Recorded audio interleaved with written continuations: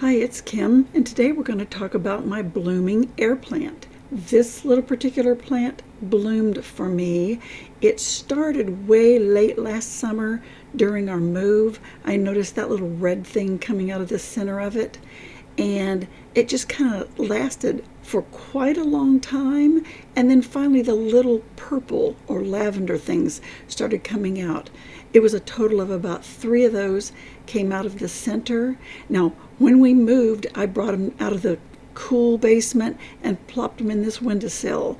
It was running 100 degrees back then in the summer, and I just plopped them in these dirty windowsills at the new house before I even had a chance to clean them. Embarrassing, but that's the way it was. But I have really enjoyed them, and I want to show you how I take care of my air plants and groom them. Now it's time for my air plants to get a little soak. I like the immersion method the best, at least if I don't have them in any kind of an elaborate setup.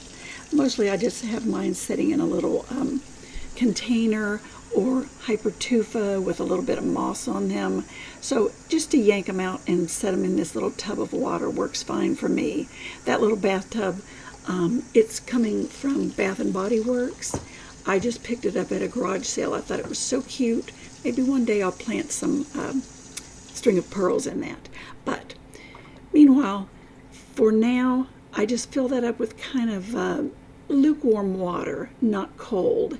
And then I just put them down into the water and immerse them.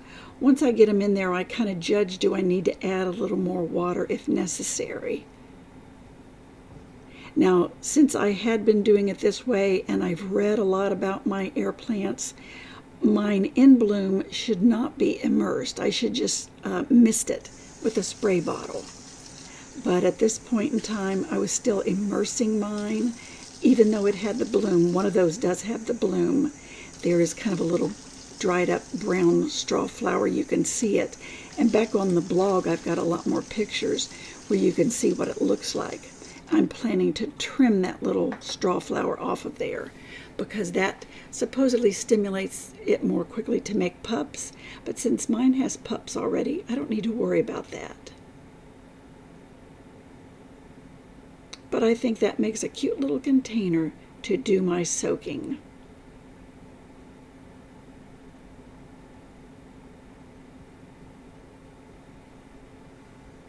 I'm leaving them for about an hour, and here we go.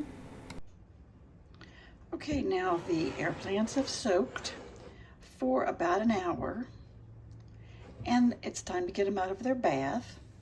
So we've got their bath towel, our little dish towel here, and we're going to put them in it. So let me get one. He has a couple of ones that might have gone a little bit too long, but we want to upend it on to the towel so it'll drain. And the same with these others. I'm going to shake them off, prop them upward, and then him the same. Prop him upward so that they will drain. So they're out of their little bath.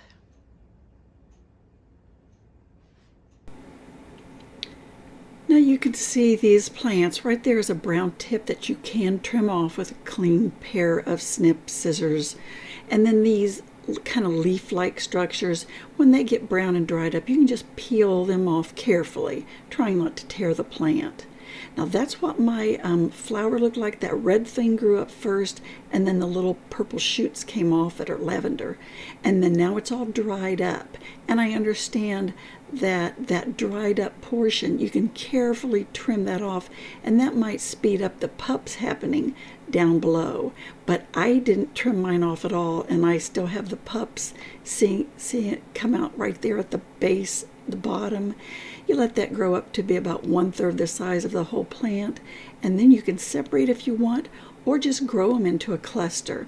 I haven't decided what I'm going to do. Maybe I'll have a nice cluster, but hopefully I'll get some more blooms this year. Well, thanks for watching, and I'll tack on another video that I think you might like. But I'll see you again next video. Bye-bye.